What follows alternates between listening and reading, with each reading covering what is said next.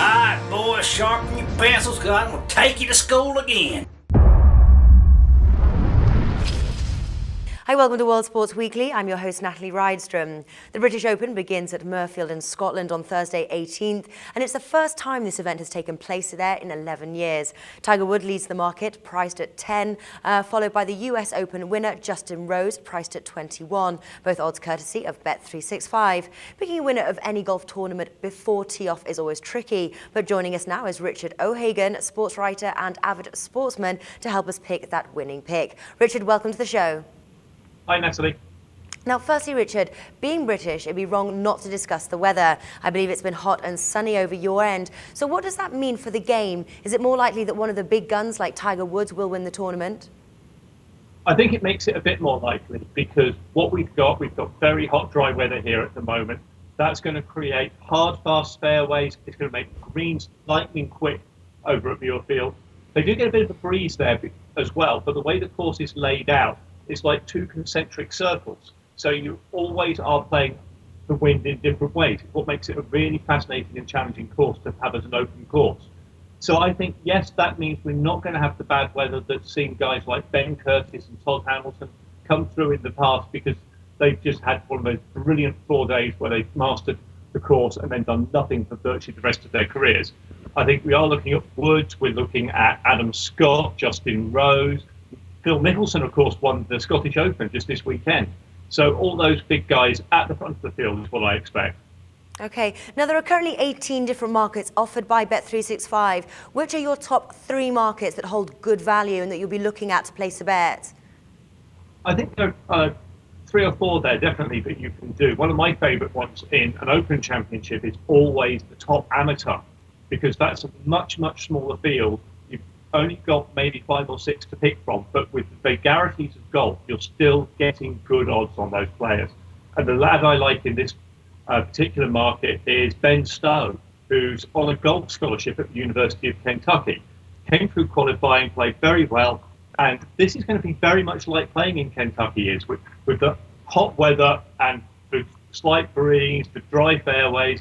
I think he's going to go well, and he's got a really good draw. He's in the second pack out on Thursday morning. That means that he is going to be completely away from the public eye.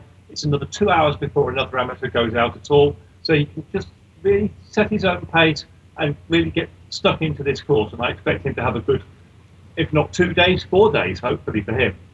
Then you can look at where the cut's going to be. That's always an interesting one to play. I would be looking probably at 2 or 3 under par on this one. And then finally, winning margin. Winning margin is always a great thing to try and predict in an Open. Always good odds available. I think someone's going to be really far out in this one, so I'm looking at 3 or 4 shots for the winner here. Okay, now another market obviously is picking the outright winner, but I'm not sure how much value this actually offers. But if you were to pick an outright winner, where's your money going on? Well, outright winner actually offers you a multitude of possibilities, because apart from Tiger Woods, you can usually get odds of over 20 to 1 on any one of the big players. Golf's that kind of game. Anything can happen to anybody. So you can actually bet 2 or 3 different people at any one time. Be prepared to back and lay as you go along according to how fortunes fluctuate. And I would be thinking someone like Mickelson, who's been in great form recently. I would be thinking maybe someone like possibly Justin Rose. Justin Rose has the advantage in that one, he's playing with Ernie Els in the first 2 rounds, so that's always a good indicator you've got someone solid and reliable and experienced alongside you.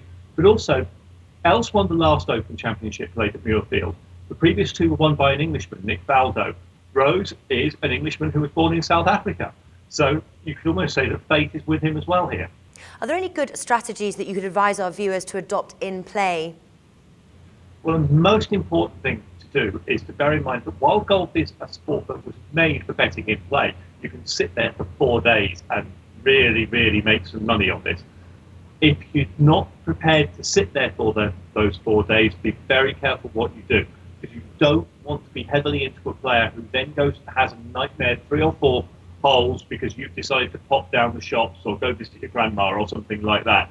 So be ready to manage your bets accordingly. If you're going to be away from the play for a while, be prepared to either bank what you've made so far or to cut back your exposure until such time as you can get back in front of the television and watch it all properly, because otherwise you're just going to end up losing money in what should be a situation where you could make money. Okay, Richard, thanks for joining us, and we'll see you on Friday for some more British Open coverage. You're welcome, Natalie.